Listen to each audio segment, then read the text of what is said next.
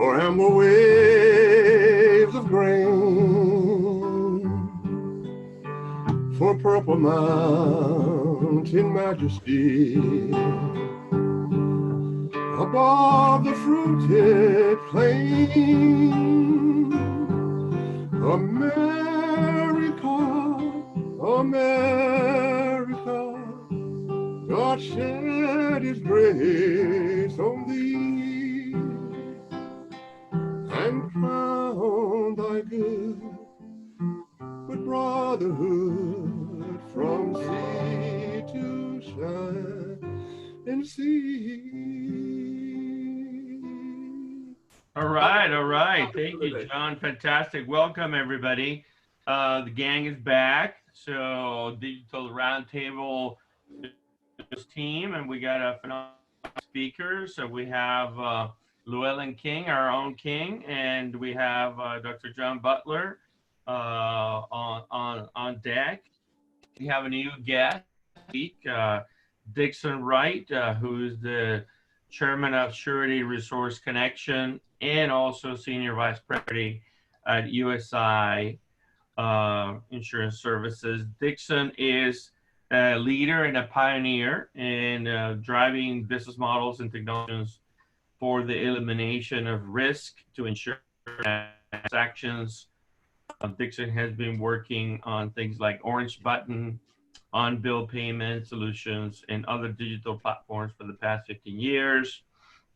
He has an illustrious career in the insurance industry, and before SRC and USI, he was the vice president of Wells Fargo Surety, also president of North Coast Surety Technologies, and an executive in his earlier career at Segwick and Firma Company.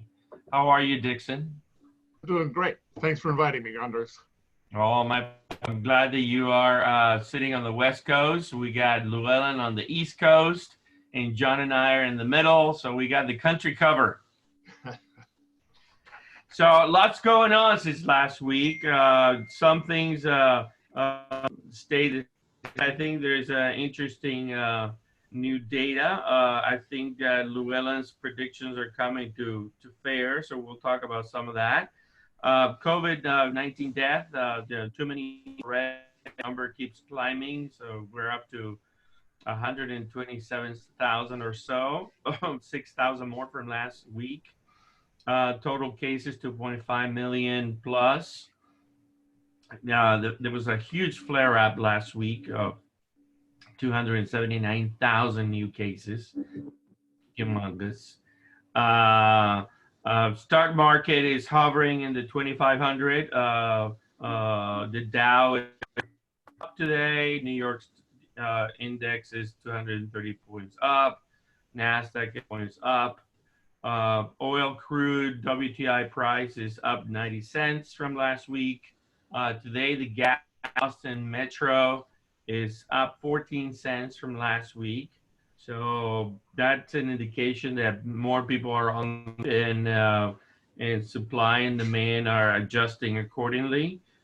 So what do we all think about what's happening with the health crisis and getting back to work and the flare-ups? Llewelyn? Well, I think we've got to rethink really how we go back to work. Clearly, we've been over-optimistic, and you've got the problem that wearing masks, which is the first line of defense, has been unfortunately and sadly politicized. And so you have people saying that it's their First Amendment right to not wear a mask. I don't know where it says anything about masks in the Constitution, but the interpretation is that your freedom is infringed if you wear a mask. Your freedom is infringed if you do a lot of things. And de facto, that gives you the freedom to infect other people, the freedom to overburden the healthcare system. It is really tragic that we even think that somehow we shouldn't wear masks out of some kind of national. And I think it's tragic that we haven't had leadership from the president on this issue.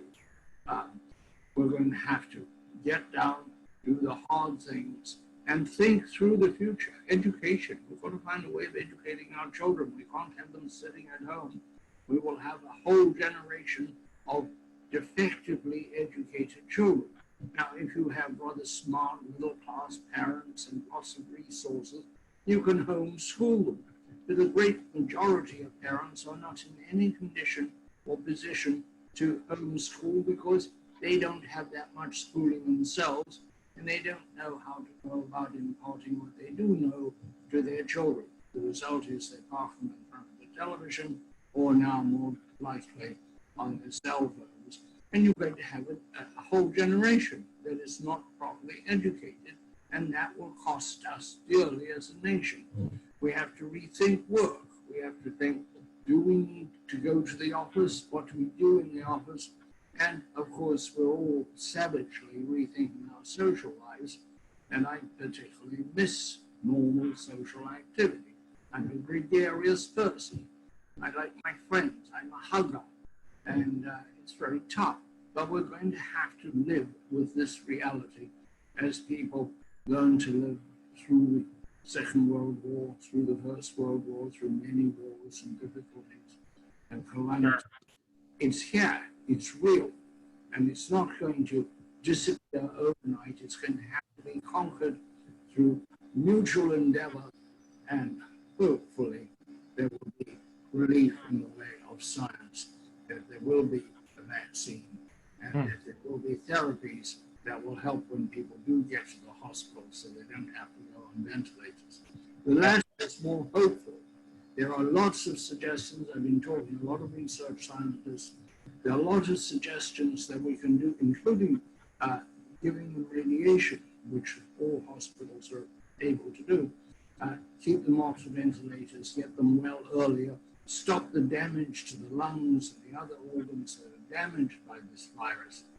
But preventing it, conquering it in a large sense, that takes a vaccine, and it takes years. It is not going to happen because a vaccine is suddenly available. We will all not immediately be vaccinated or immediately get immunity. Vaccines tend to have about a 50% efficacy rate. It will be a vast improvement on today, but it's going to take a couple of years to work through this. And we will be a different country afterwards. We'll be different in our social norms, we'll be different in our business and educational norms, and we will be very much more respectful of future warnings of a catastrophe of this nature. Hey, John, what do you think about all that, and what do you take on where we are at? Well, I think obviously we have a discipline problem. That is, in the sense that let me just give you a quick case. If I'm flying on an airplane from here to San Francisco and the pilot says, we have turbulence, please buckle your seatbelt. We're going to go through this thing, and everybody buckle your seatbelt, and please don't try to go to the bathroom. Well, obviously, as we go through this turbulence that we call a pandemic, we have to wear wet masks. We have to discipline ourselves. We have to make sure that we don't meet in different kinds of, just keep the distance between us. So obvious, I think that there is a big gap, a big delta between what people really think the virus is and what it really is. And I would say that what happened with the flare-up was very, very simple. On the one hand, certainly we have the cheerleaders for the economy. And if you are a governor, if you are a president, if you're a mayor, you want to be a cheerleader for your community. You want to say that things will get better. But in this case, the cheerleading ran into an opposite thing, which was the virus. So I think what we have to do as we go through this situation, we have to be much more disciplined. As we go about our daily lives, as we go about our business, as I return to class at the University of Texas at Austin, you just have to wear your mask. You have to make sure that there's distance. So I think that's where we are now. It is a problem of discipline and a problem in people just believing that this is, quote, just another flu. The other thing, the overall impact will be devastating economically if we have to shut down again. But I always like to say that, look, you know, I spent a year in Vietnam. I don't know why you can't go sit on your butt for a month in your house and do nothing. So I think it's a discipline problem, and the effects would be devastating. As Llewelyn has said, it would be devastating for children, not only for the school situation, but parents who use the school as daycare center. It would be devastating for the idea of learning. But more importantly, it would be devastating as we try to look forward to a future in America. But saying all of that, we have to always be a cheerleader for the future. There's nothing wrong with being a cheerleader for me to fly between Austin and San Francisco during turbulence, but I must always remember to keep my seat belt on and don't try to get up and go to the bathroom. Right.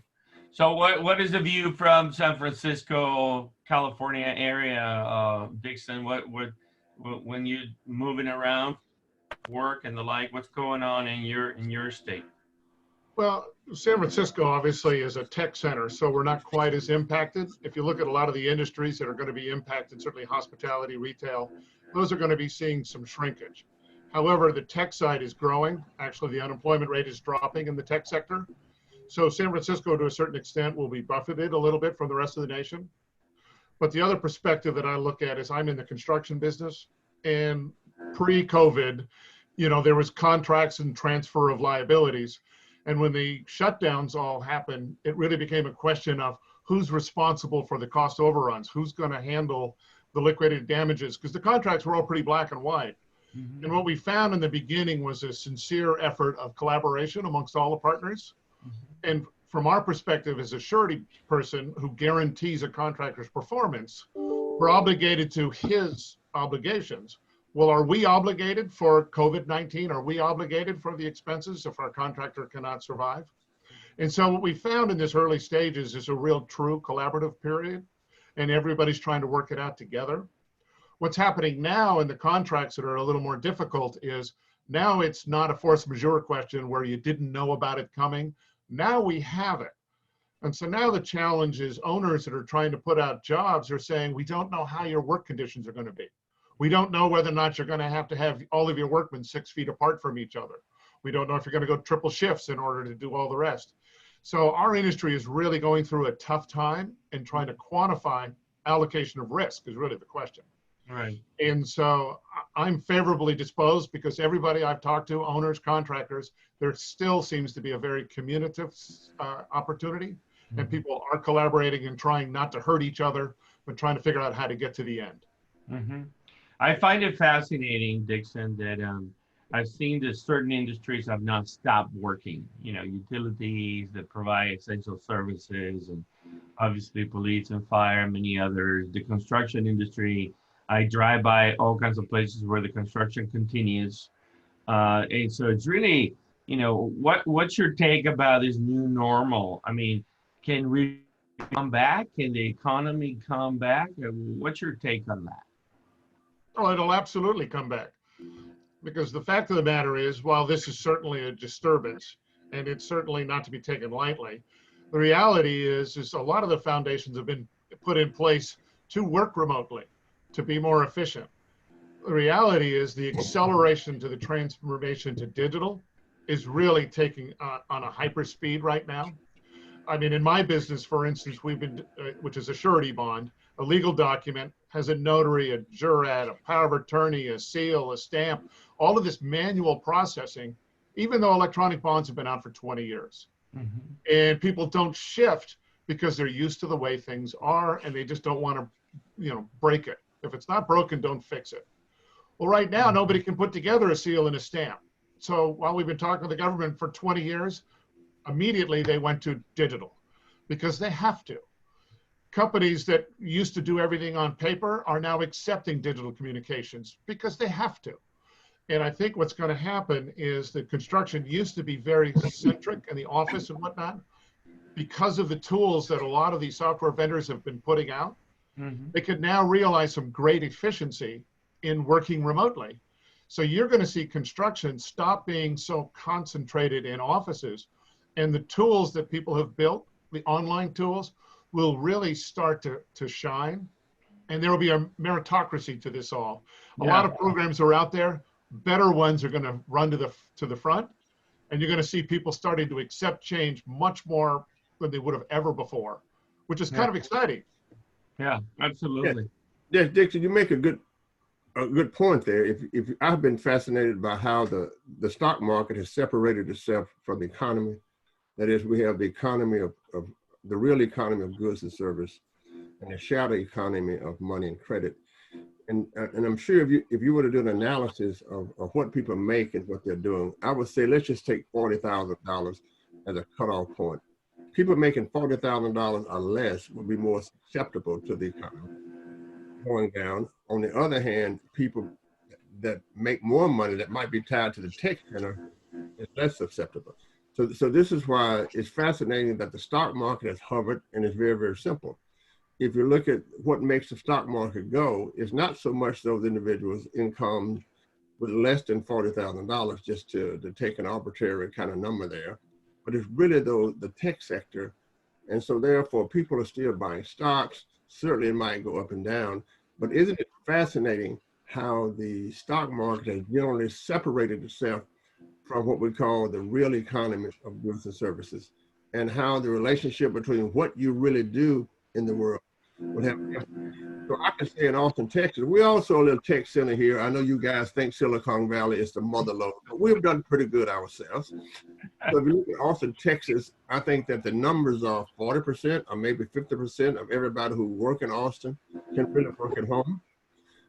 That's not true of most cities.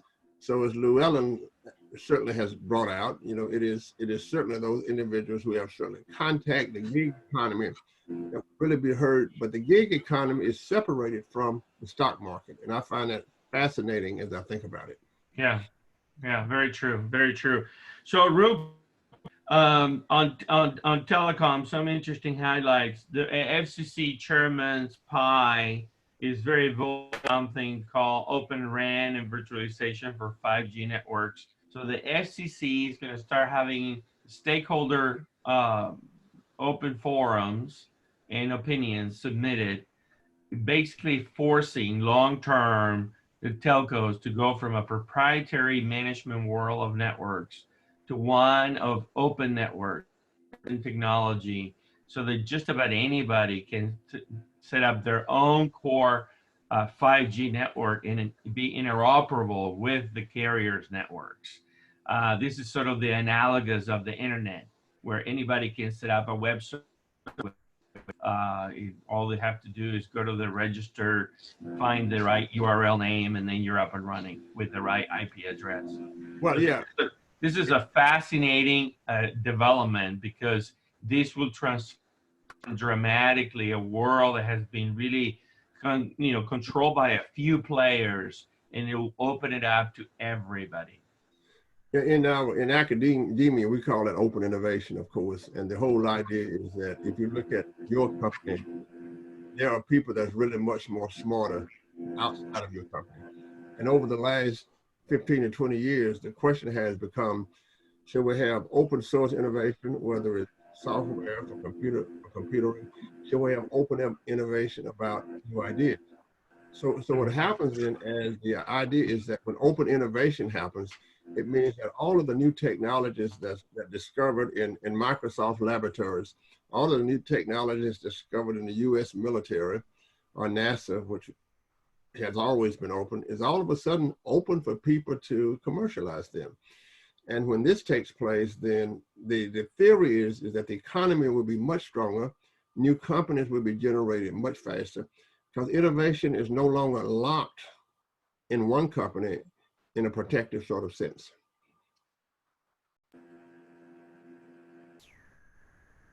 You are Mitch. I agree with all of that. I think it's true. I wonder though whether 5G will really produce that number of innovators, because the huge expense of the build out that goes with it. You have to have the relays, you have to have the towers, you have to have a tremendous amount of hardware before you have 5G. And that favors intensive capital companies that have it, which is the old players rather than any new players. But in principle, we did see, for example, when telephones were deregulated, there were all sorts of little telephone companies, some of which overcharged grossly, but it was an interesting time. But it really didn't work. The small ones were snapped up or went out of business. and will remain with the baby bells, essentially. And I wonder whether that won't happen again. Although I applaud the idea and the thought of it, more opportunity. I think when you get a concentration of talent and money in a very large company, the talent is suffocated. You know, you can say in a large company, say Google, I don't know anything about Google, but I suspect that as they snap up more and more small companies, they're also bearing down on a lot of innovation and talent. You can try to buy it, but it doesn't work. I'm concerned, and this is very much like to get Dixon's view on this, with the way that venture capital has changed. As I understand it, the venture capitalists used to look for startups, put the money in the hope that there would be an IPO and they would get their money back with huge dividends that way. Now I'm told that it's more traditional, it's become the modus operandi for the new startup to have to identify who might buy it later, and that the venture capitalists, the VCs, don't put the money in until you can come to them and say, I have this wonderful product, da-da-da, and in 5 years, Microsoft will buy it. You have to almost identify your future buyer, not your future time of having an IPO. Yeah. Dixon,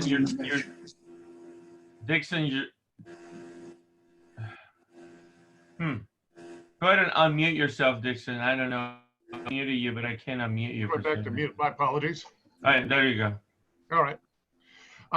No, I agree. And two things on startup companies. And John, I'll follow up a little bit. You're right. NASA and all the rest have created assets that have been dual purposed. For instance, a project I'm involved in with the Department of Energy called the Orange Button, the Securities Exchange Commission required publicly traded companies to do financial reporting, and they created a data standard called XBRL, Extended Business Reporting Language. Well, we're multi-purposing that data set that the government has put out to create basically the free data exchange highway so that startups don't have to worry about getting information from whatever they're doing to whoever it's going. The government can provide that kind of open source that allows the entrepreneurs to go. The challenge you have is what we're trying to do is create the ability to have tracking of construction projects and tie it in with the financial markets and the building out of the smart grid. But the challenge is without the data standard, there's no way for anybody to build the software that'll communicate to each other. And the problem there is the government solution, the XBRL, is a free open standard. But the challenge is $6 billion went into the VC market last year alone in the insurance world. They're trying to capitalize on the inefficiency.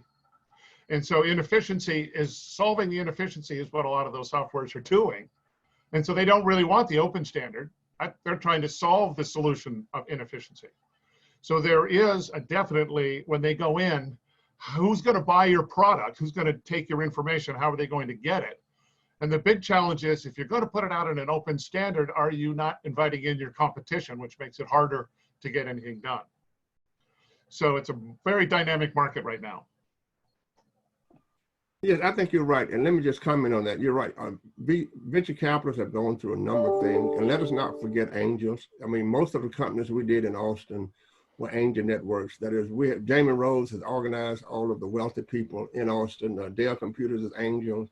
National Instrument is angel. Glowfish was angel. But what has happened, you're right, Llewelyn. I mean, I'm an investor myself. I'm an angel. When I invest in a startup, my first question is, who will buy you? You know, if you look at what's happening, you have two economies now. You have the economy of the large scale companies that used to do their own research. And now, of course, the startups are now really doing the research for them and bringing new products to market.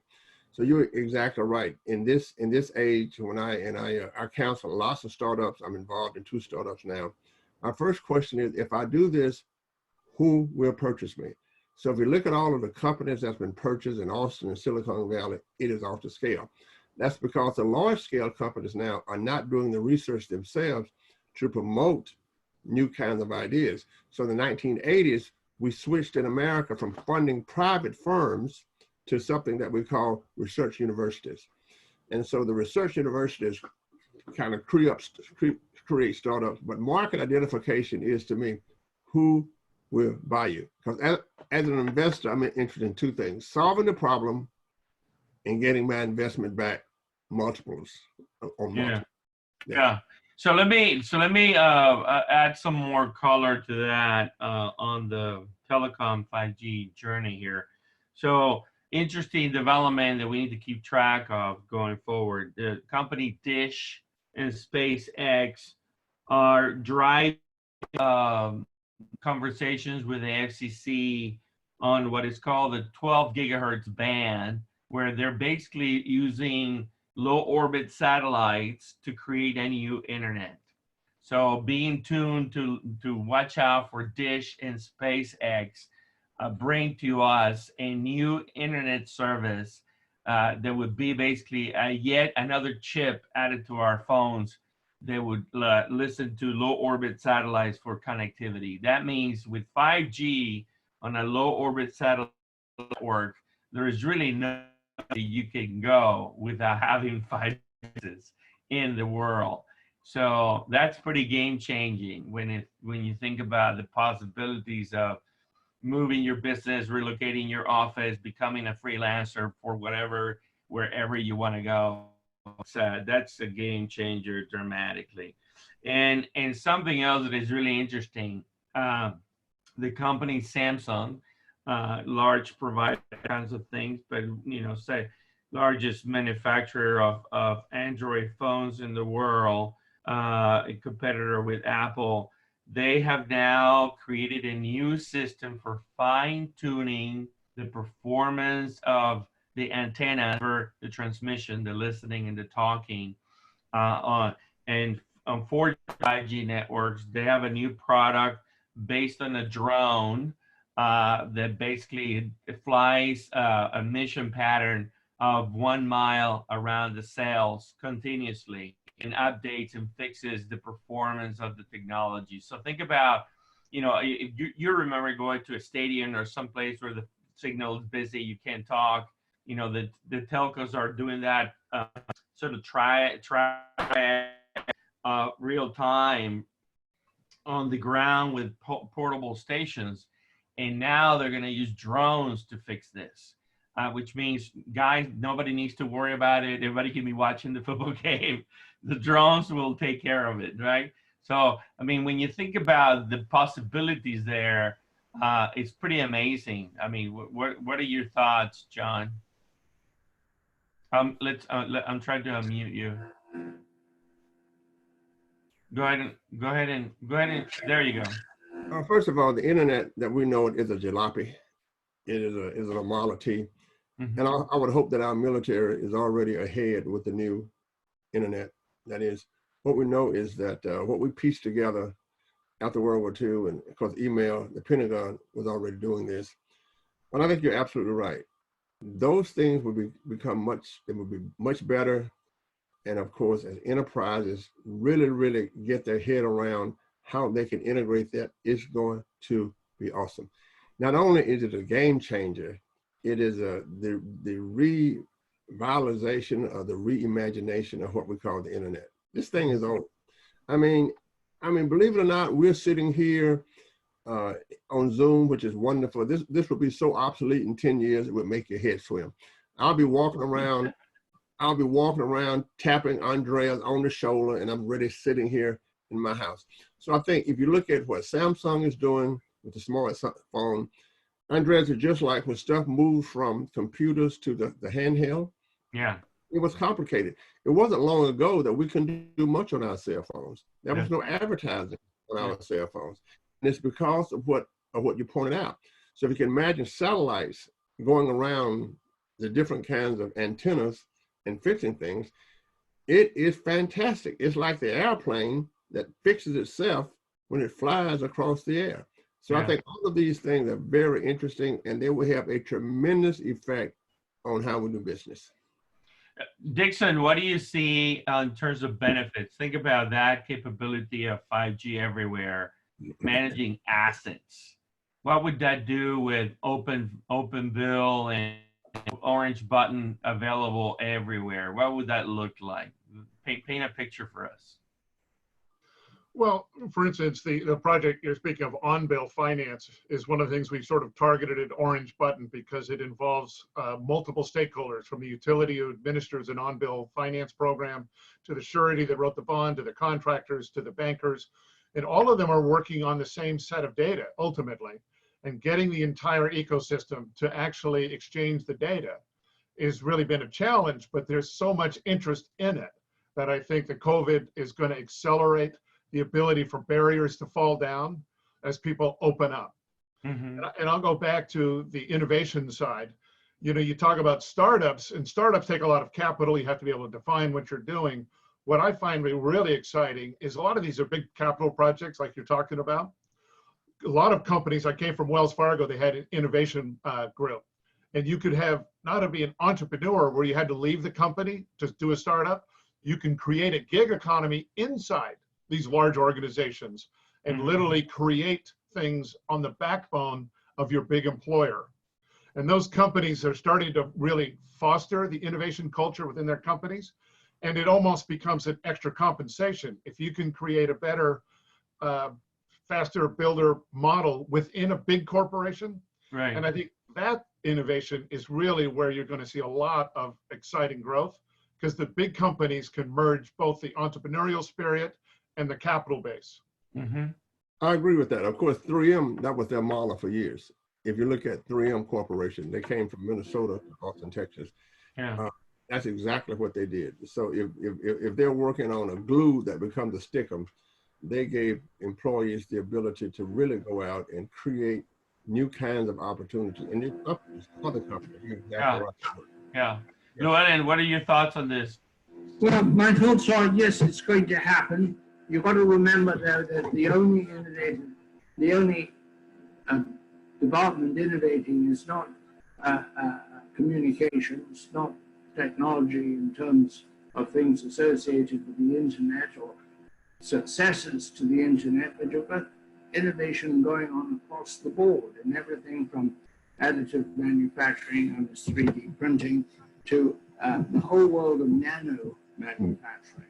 I just wrote about, on Forbes, I just wrote about an additive for diesel, which will extend its life and reduce its pollution because of nanoparticles that they put in the fuel.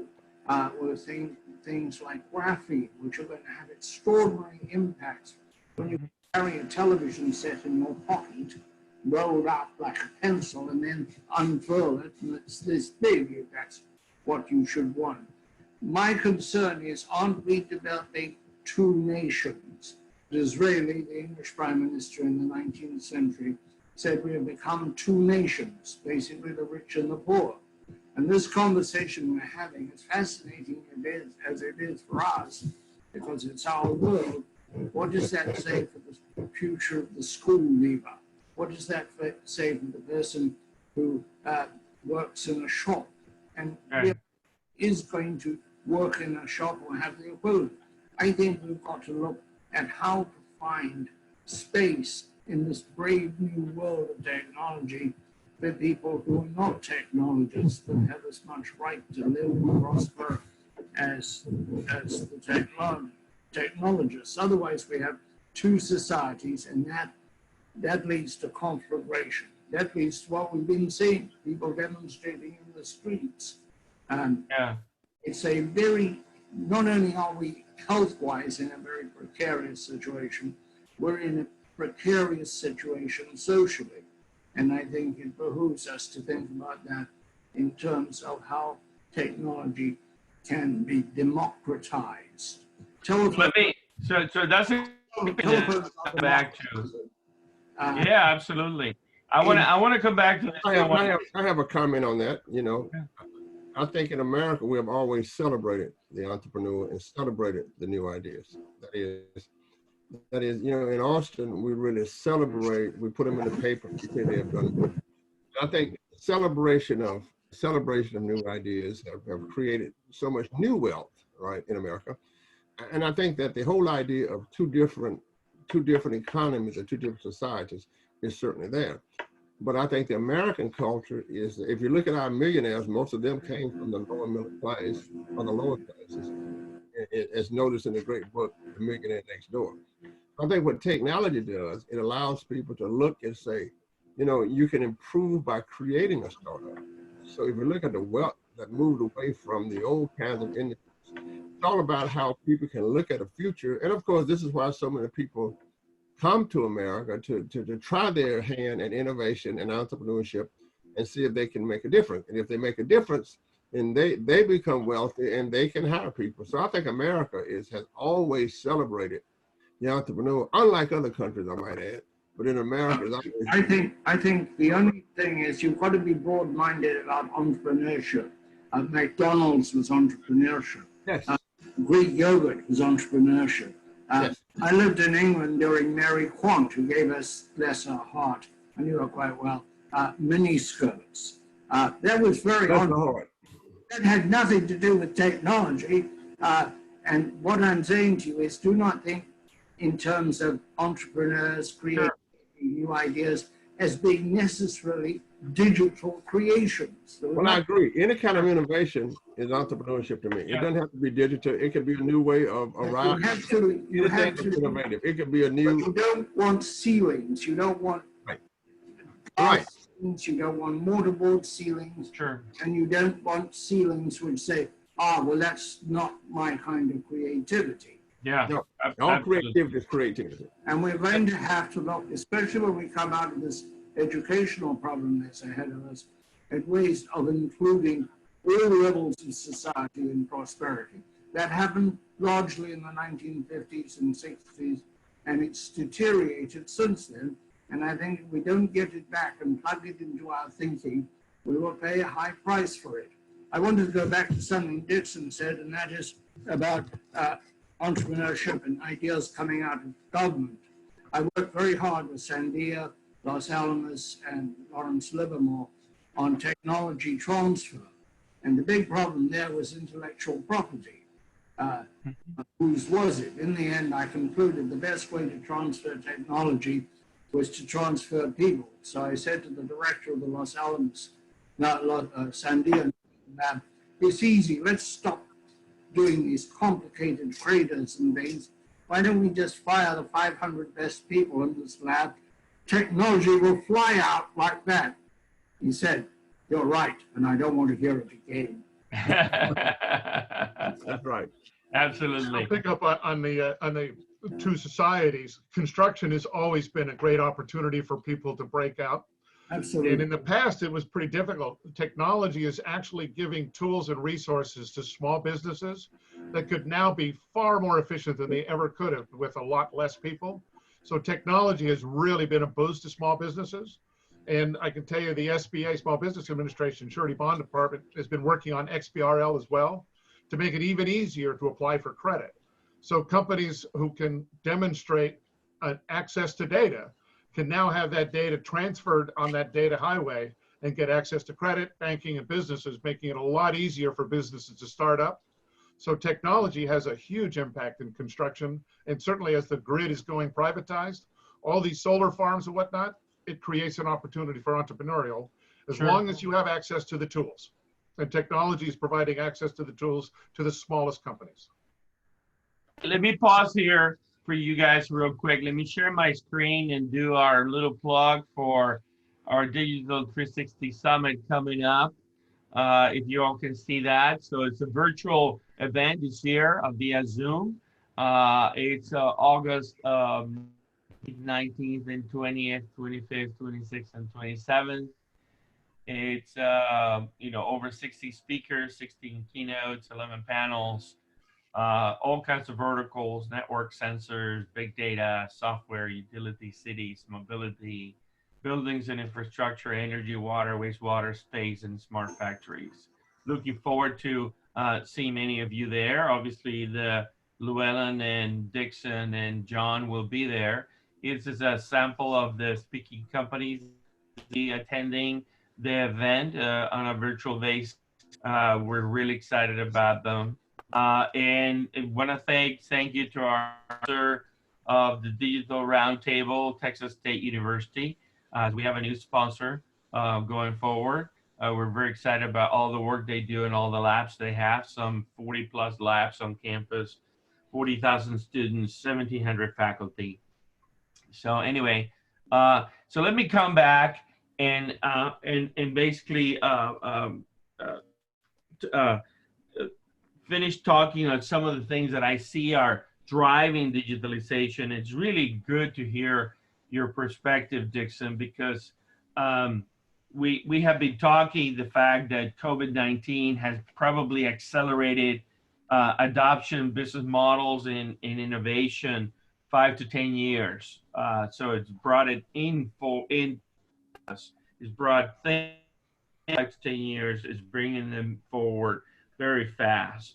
And so we see here on the smart building world that we care about very much, and I envision zero energy, zero water, zero buildings going forward, becoming the power plants of the future.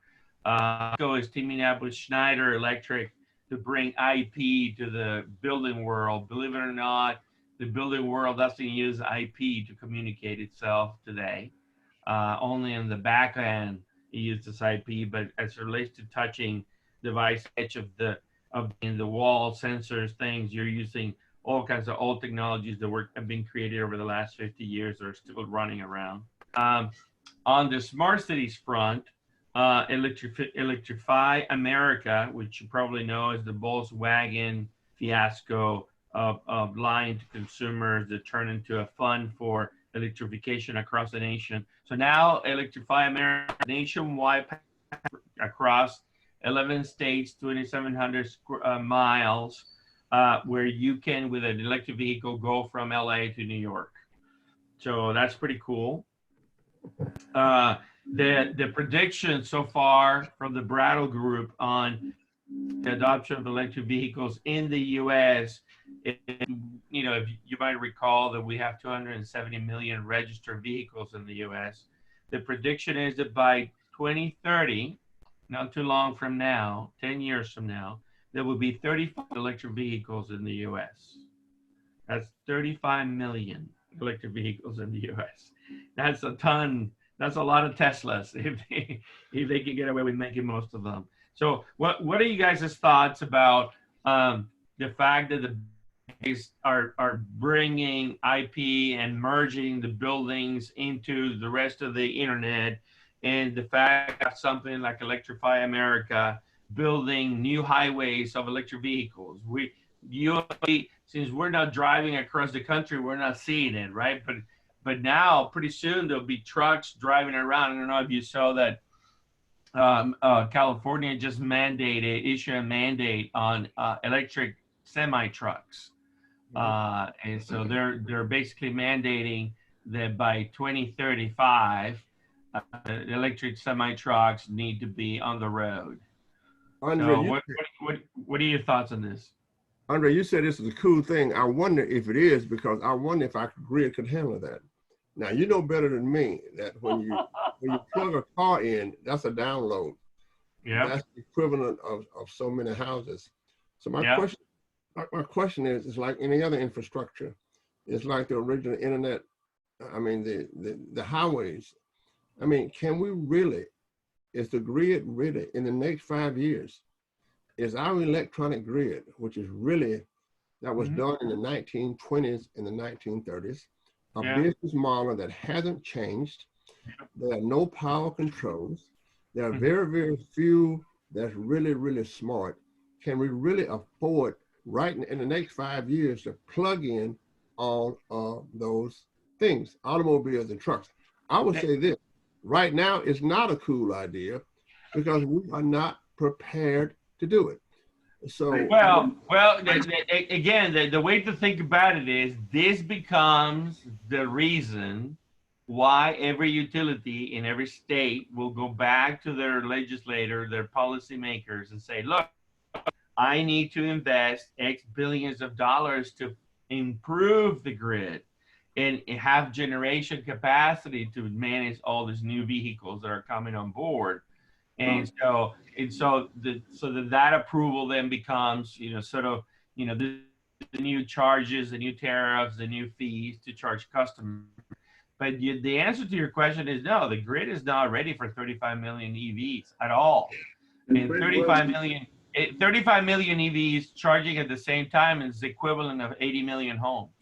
Right. It's not ready for 20,000 EVs. Yeah, but it's not going to be like that. First of all, electric utilities desperately need more load. It's been level or declining thanks to efficiency, Johnny. For a long time, right in the pandemic, it's down, according to the Edison Electric Institute, 5.7%. They are looking for load. They're looking for new business. They like the idea of electric vehicles because they see them as a potential storage system where when they're not being used, they can be used as storage. The other thing is going to the entrepreneurial thing, we could probably see small, localized, off-the-grid charging stations. There is nothing technologically that doesn't say you can't have your own windmill and set up and your own 7-Eleven charging station. Nothing to do with the grid.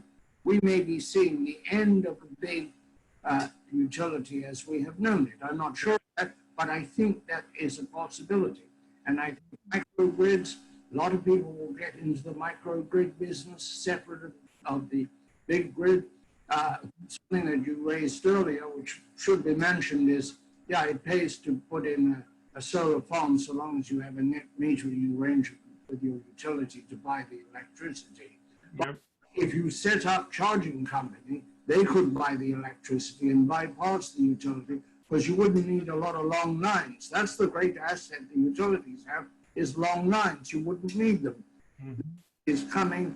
We're going to see a lot more electric vehicles, and it will be accommodated. You know, if we had said, let's not build airplanes because we don't know about radar and we don't know about aluminum and we don't know about radio, we never did that. We built the airplanes and the collateral development that supports aviation came along. Let's go electric, and the collateral development that is needed will appear.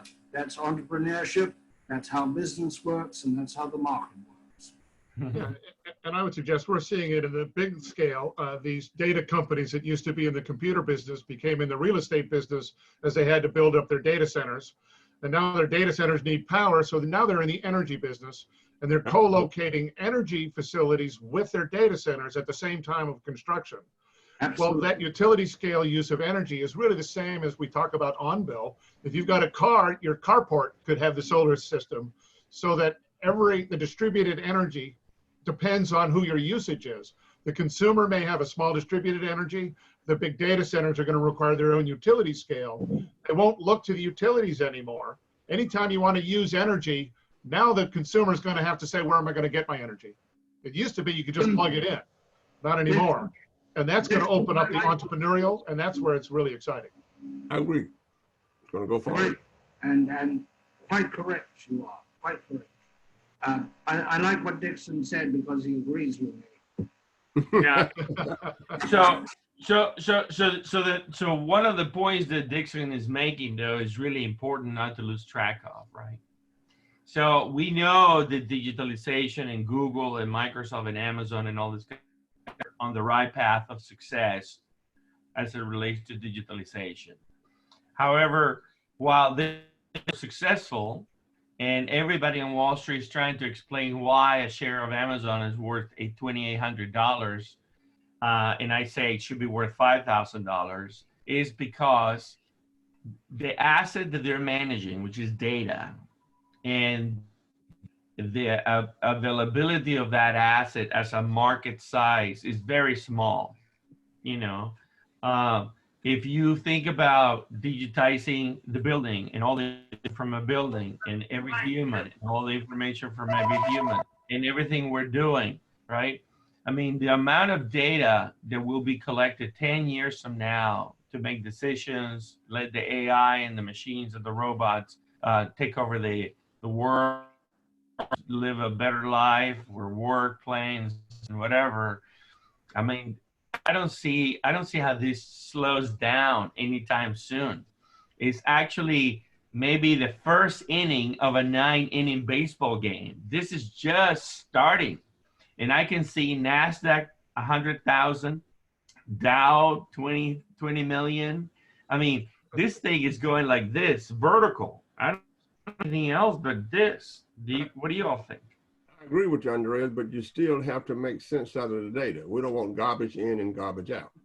That is, if you have a business, you need an algorithm that makes sense out of, and you know, with all the big data, it's just simple regression equation and regression toward the mean, and it's the normal curve and all of those things.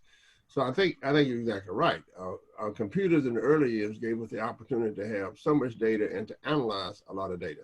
We can analyze a lot of data right now. The question would be, you would see the rise of data analysts. You would see the rise of a master's degree in data analysts, a master's degree in financial analysis. It's going to be the people who can actually make sense out of all of this data, and the enterprise that can make sense out of the data and improve their business model. That's where it will work. But otherwise, it's just data in and data out. I've got to say that some of this sounds a little bit like the old popular mechanics. When peering into the future, it was assumed you'd have a nuclear reactor in your basement and a flying car in your garage. Projecting the future is a very difficult undertaking. It would seem, if anything is logical, that your graph lines going up like that are practical, but maybe other things will intervene. Maybe there'll be other inventions, nothing to do with this solid progression of digitization, which is what we're talking about. I think the testing point is going to be on the smart city, whether we can actually make our buildings more efficient and make power producers and pollution arresters of buildings. They're very low polluting factors now, like heating, cooling, etc. And we've got to fit people into these smart cities. We can't have cities where nobody can afford to live, or cities worse, which we're getting very quickly, and it's true of Boston, San Francisco, Washington, New York. Right. We have cities for the very rich and maybe for the very poor. You really, the totality of the society, this is what the Scandinavian experience has been. If you can keep the society in some sort of unity, you really have the best chance of a progressive future and prosperity at the top, invention everywhere. There have been other periods of huge inventiveness, and sometimes they've petered out. I would say the UK in the 19th century was just endlessly creative. Even in the 18th century, it's not especially so now in the way that it once was. These things don't stay. They're not, they're not permanent. There are different periods in the life of a nation, and periods in its creative life too. So, I think that you're largely right. I think these things will happen, but I wouldn't take them for granted, and I would look for the collateral developments of other things which either make it possible or inhibit it. Yeah. Dixon, what are your takes on where is Orange Button and Open Bill? What's happening? Where's the track doing it? Who wants to do it? What do you? Well, everybody I talk to wants to do it, but everybody wants somebody else to do it first to make sure that it works. And so, fortunately, Orange Button has drawn together a lot of collaborators that are on the innovative side and kind of pushing the envelope. So, they're out there, but it's very hard because we all deal in big bureaucracies. I mean, my own USI is the 9th largest insurance broker in the world. They just don't adopt a data standard and move on something. The utilities don't either. So there's a long gestation period to get everybody along the same path. But generally what will happen is, that domino will fall. I mean, a good example is the Department of Energy and NREL has funded what's called the Solar App, which will be a national data set for permits. Well, once there's a national data set for permits, all the software vendors will start to be able to tap onto that data and use it for construction and contracts, as we are contemplating. And once those government-supported, data highways are enabled, you're going to see the private sector jump in pretty hard. We're still in the early stages. It's still the third rail. A lot of people don't want to touch it until it's been proven true. But I've had many exciting conversations with people who are ready to kind of push forward and willing to take a little bit of a risk. And we all know the early adopters will get some earlier rewards. They just want to make sure that the investment going in is worth the return coming back. Yeah, yeah. So last topic of today is an interesting topic that covers a lot of this stuff in terms of sustainability for the future. So Florida Power and Light and Jacksonville Electric Authority, both on Florida, are partnering to retire 848 megawatts of coal production. And it's good news for Florida.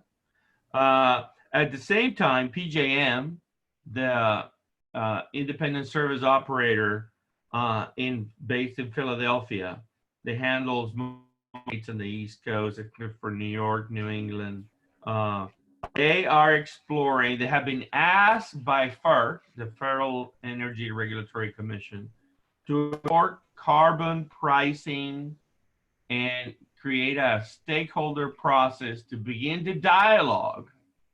Think about that.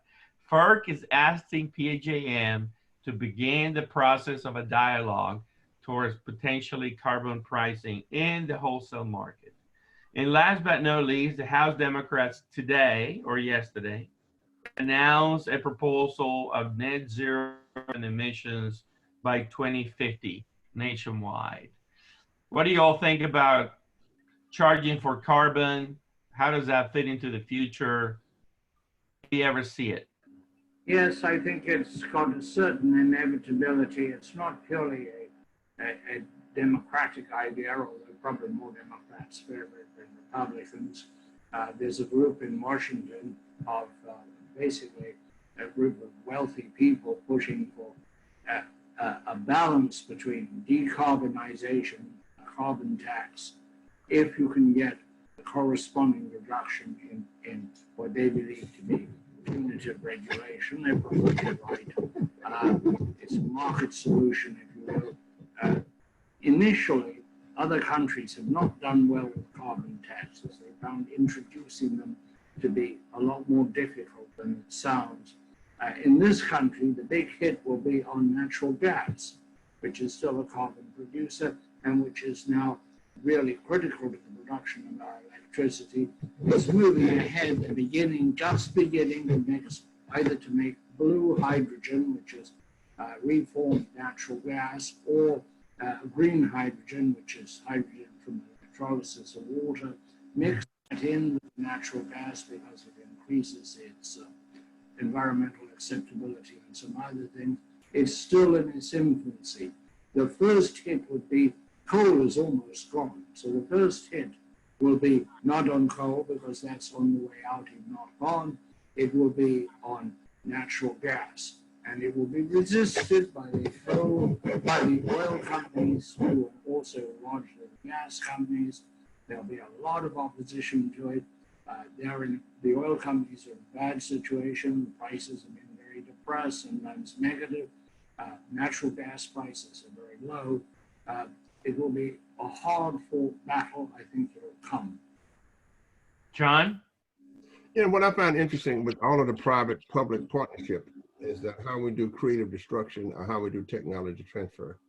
So when we said earlier, and Llewelyn, thank you for that wonderful editorial you wrote, and that wonderful quotation you ended it with the other week, a wonderful on energy. But what I find interesting when we say, when Dixon says, you know, we go so slow, we're a big bureaucracy, in public-private partnerships where we have regulation, you know, it can't be like a computer company. If you own Olivetti, you were just out the next day. You know, you just came in. Olivetti was a great typewriter company. It was completely destroyed. You know, if you own a horse and buggy, you were out the next day when the combustion engine.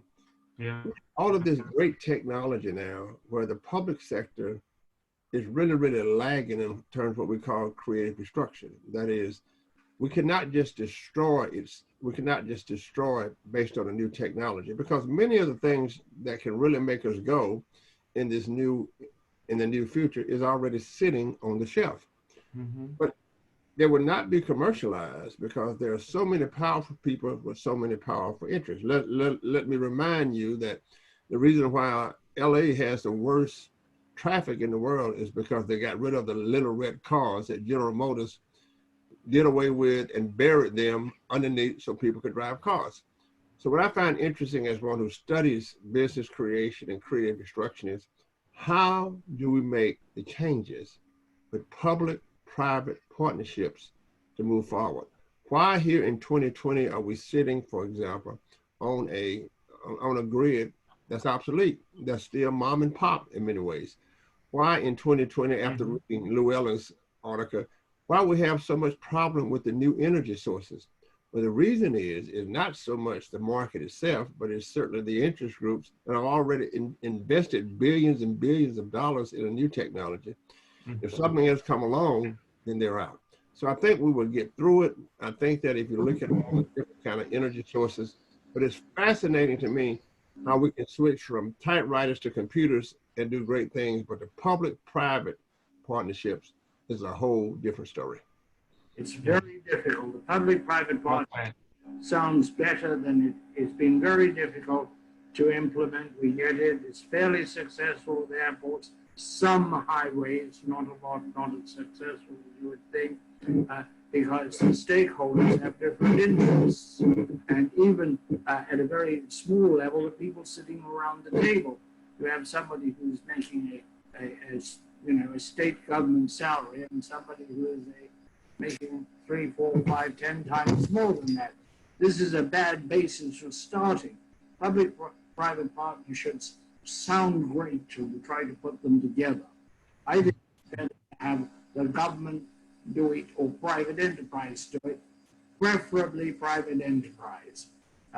And we should also see that the government can start, as with the space program, and then let private enterprise improve on it, as with SpaceX. There are many examples how this could go.